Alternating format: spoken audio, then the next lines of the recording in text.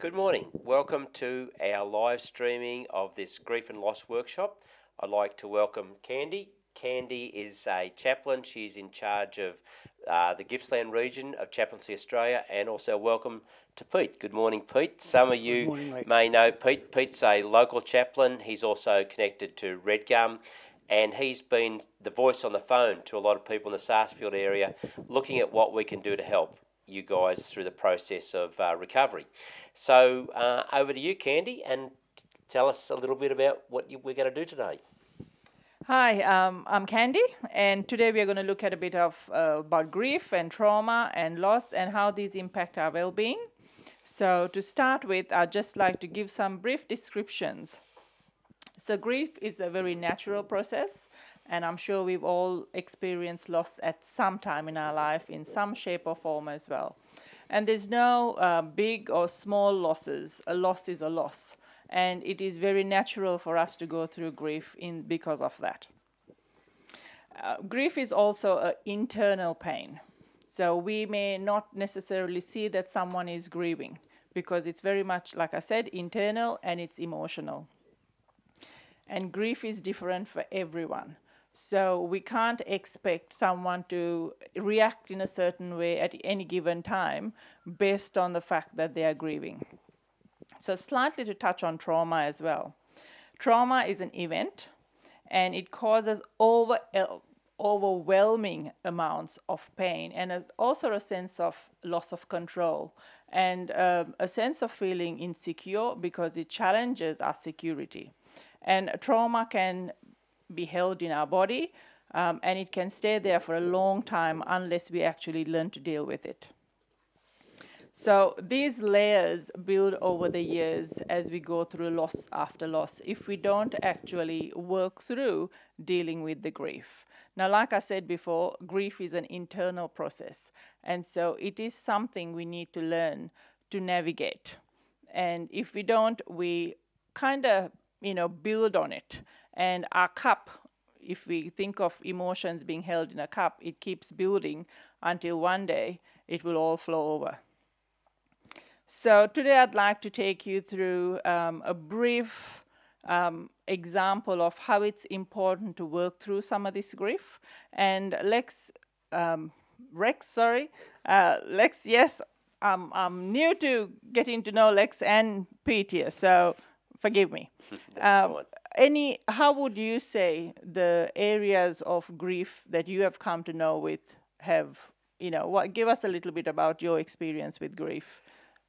Well, I guess, we all have our own experiences, but I guess today really our main focus is on what people are going through, especially Sarsfield, Clifton Creek, Buchan, Mallacoota. Like there's no preparation for this. Like what's happened catches you by surprise, but then the process just drags on.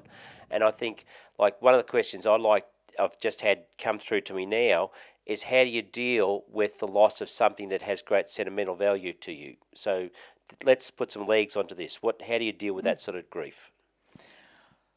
Very hard, because sentimental value for one person not necessarily is sentimental value for someone else. So often we try to justify and say, why something is important. So acceptance that this is valuable to me and the importance of that becomes really important.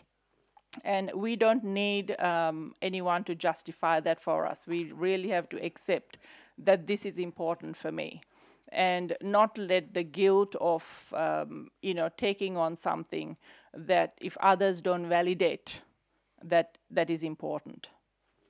How does that sound? Yeah, that's good. That's very helpful. Pete, what about you? I know that you've been chatting with quite a lot of people that have lost some really precious things that are irreplaceable. You just can't ever replace them.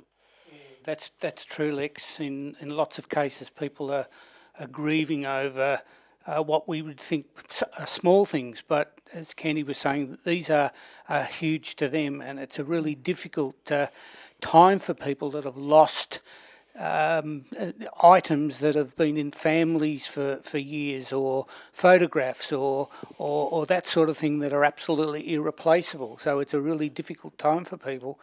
But I think it's important to realise that we do have a memory as well. Sometimes the actual physical item is gone, but we do have the memories associated with it. So sometimes it mightn't be a bad idea to concentrate on the memory side of things to ease the pain. Yep. Okay, well, thank you for that, Pete. Back to you, Candy. And you know, like Pete said, but the memories can also be painful because each time the memory comes up, it's a reminder that we've had a loss. So it is important to, you know, to learn to sit with it and, you know, use the emotion as a point of remembering the good, not always just the pain that the memory brings. So as we look at the grief of, for many of you that have lost homes and livelihoods, and a way of that you've done life for years, and you know it was essentially snapped up very quickly. So there is the shock of that as well, and possibly looking for areas in which you can navigate how to continue with life, a new normal. And on top of that, COVID-19 struck, and then a readjustment and finding another new normal. So it's a layer upon layer. So can I encourage you to look at how can you grow your circle in staying connected, but also look at growing your circle in how you can get resources, how you can work through in getting support in whatever area and whatever stage that you're trying to navigate in this time of working through the grief. Now, Lex, what would you say are some of the things locally that people can look to where they can get support? To increase your resources, Yeah. I guess even your own group of friends, some of them are struggling through the same things, or when you pour out your heart to them, they've heard it before and they just get a bit weary carrying you. So I guess even what we're doing today is trying to enlarge your circle of resources. You know, there's certainly some counselling that we, as Red Gum, want to offer free into those that would like to have someone just hear their story and help them. So that's another way of helping people through counselling. Yes. That's great. And so it's great to know that these resources exist, but it's also important to know that you can tap into them as you need it, but don't wait for that last minute.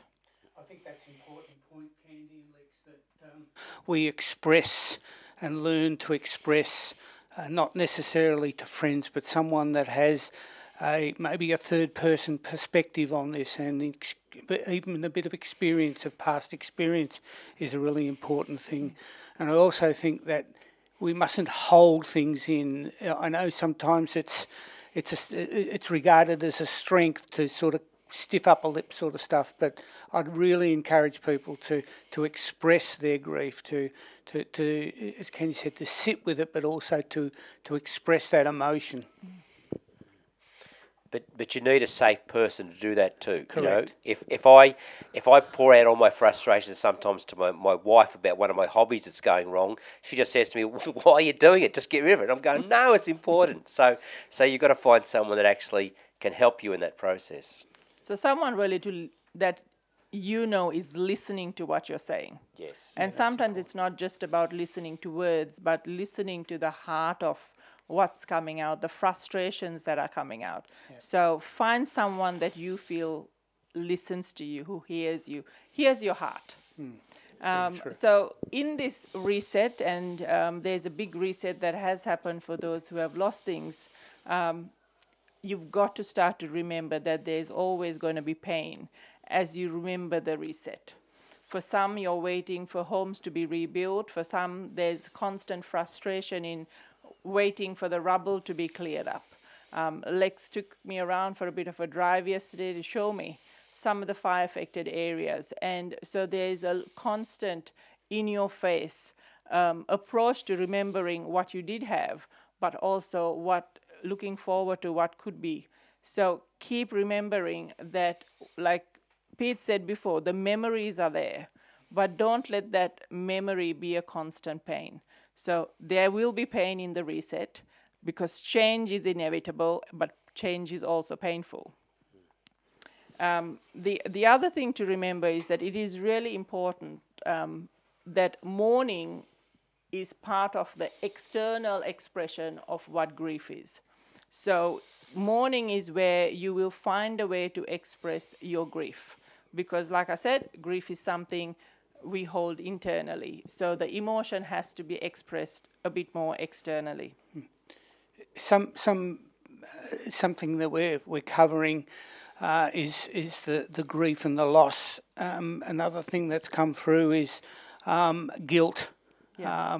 That some people have lost everything, houses, sheds, precious things. Other people have been only singed, and some of the people that I've actually heard from are feeling a sense of guilt of why my house was saved. So maybe we could cover something in that area if that's a question that's just come through. Sure. Guilt is a hard one because guilt is something we actually take on ourselves. It's not something that someone else puts onto us. So guilt is often, survivor's guilt is a typical one that a lot of people go through in why me? Why did I survive? Why was mine, why am I better off than someone else? So it is something we have to accept. It is something we have to work through. And again, so important to talk to someone who you can express and navigate those emotions with, because it is not good to live with guilt. Guilt is something that creates constant doubt and takes us down a path that becomes very destructive. And I guess, the point though, Candy, is that not everyone has someone to draw upon. Yeah. It's a great principle. And I guess that's what we're trying to do, is be another resource, and that's why some of the, as I said before, the counsellors that we're offering there to help people. Yeah. And that it is exactly like, not everyone has someone they can talk to, and even if you do have someone to talk to, they may not understand the fact that you are feeling guilty, and they'll say, oh, don't worry about it, you can move on. But it's a hard place to move on from. So sometimes it is important to find someone externally that you can express those emotions with. Another one to keep in mind is identify that you still belong, first of all, in your local community, in your local family. Find a place to belong. When we have a loss, we feel like where we belong has also been lost because things are dear to us. So belonging becomes very important. So keep that circle of yours growing and make sure that you're not just part of something, but that you belong within a community, belong within a family, and make sure that you keep connecting, because otherwise, for those who are navigating this sense of loss that is so big, depression and anxiety just becomes one of those things that can creep in least expected, and we lose a sense of purpose and perspective. Then there is expectations. Now, I don't know about you, but I'm very good at putting high expectations, and often expectations can leave us feeling a bit more vulnerable because they don't always come through, especially when we put expectations that are big on ourselves as much as someone else. And Yes, like, well, for example, you're expecting GrowCon to come like last week or the week before or the week before that, and it just keeps dragging on, and it's in your face. Yeah. All that destruction is in your face, and you can't get away from it. Pete, were you going to say something as well there? In the respect of not only can we offer emotional help, but what you've just been saying about every time we look out onto a blackened scene or whatever, if there's some small thing that can intersect that, like we've been offering tube stock for people, we've offered dry firewood, we've offered just these things that are seemingly quite small, but are really helpful in that process of getting through that grief and loss. Yep. Thanks. And so, keep in mind that the expectations might need to be revisited on a daily basis. It might even need to be visited on a, hourly basis sometimes, because on top of one thing, there will always be another. For example, COVID-19 came in, when we least expected the restrictions and the physical isolations that were needed, which possibly, makes it a bit difficult for some of these services to actually come and do what we expect them to do yesterday or a month before. Yes, and I mean also in that area is the fact that some of the support that was coming in Yes. has just dried up, and then that leaves you feeling very forgotten. That the focus of the world has shifted. So yes. Yes. So some of the questions is often asked. Why is important that we actually do some mourning? So I'd like to just address that and say some ways is to just take a step back and to, yes, this is not a death perhaps of a person, but how can you look at a way of putting something to rest? So a great way sometimes is to sit down, write some letters, put your emotions down, do some journaling, do some screaming, use some of the wide open spaces to get up there and just let a couple of yells out. Take some stones out of the paddock and hold it in your hand. Make sure that emotion, that anger has really, come into your hand, and then throw that out, learning to let go. And again, one of the things is we need to face our anxieties in moving forward. It is not always easy to move forward when we've been through so much and we feel like life has come to a standstill. So it's important to navigate those anxieties. And again, very important to make sure that you find someone that you can talk those things through with. Tomorrow when we come on, we'll be looking at how to express some of the things that we're holding in our body, because trauma is one of the things that very much resides in our body. It's not just in our thought life. So we will explore some of the ways in which we can express and release our body from the trauma. Candy, what about if someone is actually feeling quite numb at the moment, because trauma and loss can have a sense of feeling numb? Yeah. Is there a process that needs to go through, or is it a natural course of events? And in some people might be asking, how long will I be like this? Sure. Again, grief is a journey for a reason. There is no start and end. It's a constant working through. It's a constant navigation, and there will be ups and downs. And the thing about numbness is that it is an emotion. And sometimes I often, can say we need to find something to feel. So find some joy again, find a few things to get us back into a new reality, a new normal. And again, that will be different for everyone. Yeah. But numbness is not a good place to be. No. And we had a question that, what are some of the main emotions that people experience, especially through grief? And that would be guilt and, anger. Yeah. And guilt and anger is two big ones that we can hold and we can suppress. Because we can often be told, well, you can't be angry. Yeah, true. So it is two big emotions, and it's something that we need to break down so that we can have a bit more freedom. Yeah. Lex, anything you would like to contribute to that? No, I just think that in the process of dealing with the loss, the grief, that it's a roller coaster where it repeats sometimes, so that you may initially have a sense of this can't be true, and then the anger of it all, and then you go through and you go round circles again. Yeah. But it's when you get stuck in one of those specific areas, that's when it becomes more dangerous, I think. Yes, so the thing we want to avoid most of all is getting stuck.